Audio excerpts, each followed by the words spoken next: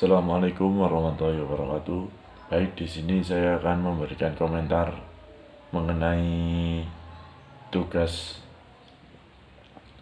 Nama saya Abuzar Al-Ghifari dengan nomor MBM 2190101190. Kaum difabel seringkali menjadi sorotan masyarakat. Sebagian golongan minoritas yang seringkali dikucilkan atau diasingkan dan juga tidak mendapatkan perhatian penuh dari masyarakat sendiri. Hal ini tentu tidak sejalan dengan ajaran agama Islam.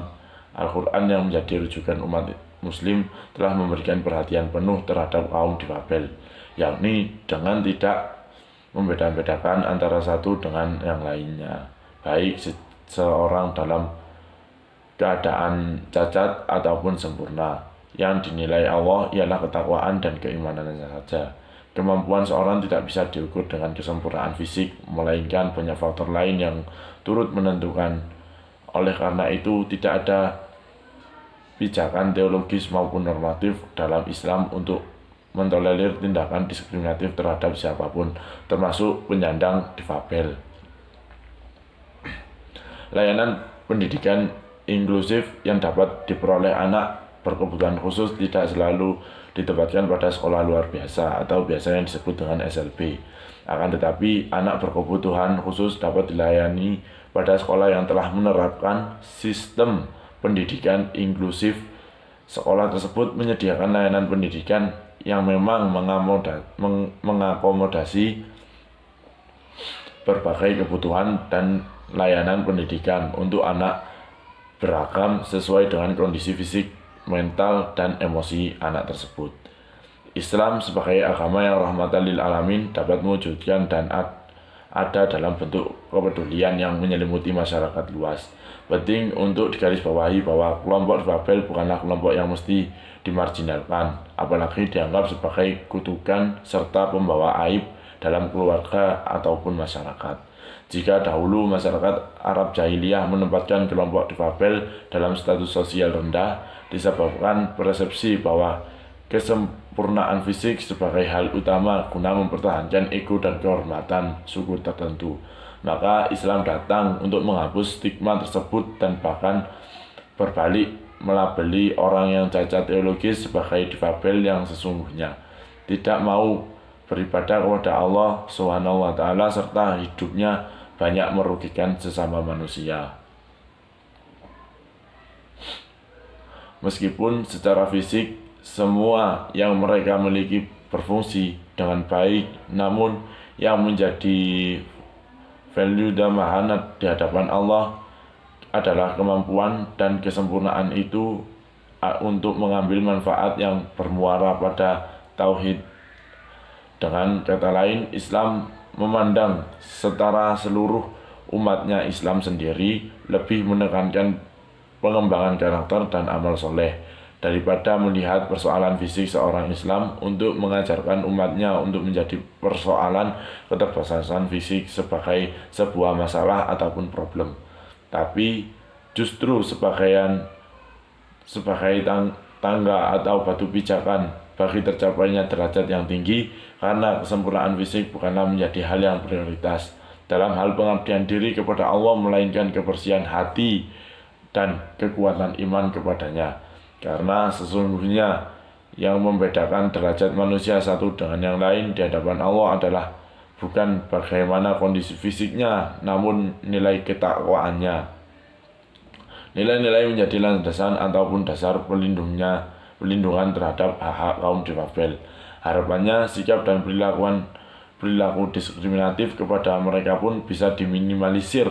Kaum difabel berhak mendapatkan sikap dan perilaku yang manusiawi, tidak terkecuali akses yang mudah untuk beribadah. Kesetaraan adalah nilai luhur bagi setiap insan manusia. Tidak ada seorang pun yang berhak mengklaim dirinya lebih baik dibandingkan individu yang lain. Prinsip itulah yang selayaknya kita pegang. Kita bertemu dengan penyandang disabilitas, meskipun mungkin ada kekurangan pada diri mereka. Pada hakikatnya mereka sama dengan diri kita. Menghargai penyandang disabilitas bisa dimulai dengan hal-hal sederhana. Adapun penyandang disabilitas umumnya memiliki tingkat penerimaan diri yang baik dan dapat berdamai dengan keadaan.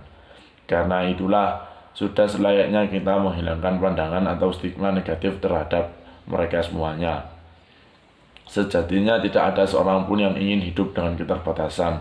Penyandang disabilitas pun ingin dipandang normal dan punya hak serupa dengan masyarakat lain. Selaras dengan semangat itu, berbagai lembaga publik telah berupaya mengakomodasi penyandang disabilitas untuk berkarya dalam institusinya. Di bidang pemerintahan contohnya, telah dialokasikan 2% dari pegawai yang diterima untuk penyandang disabilitas. Hal ini sebagaimana tertuang dalam Undang-Undang Nomor 8 2016 tentang penyandang disabilitas.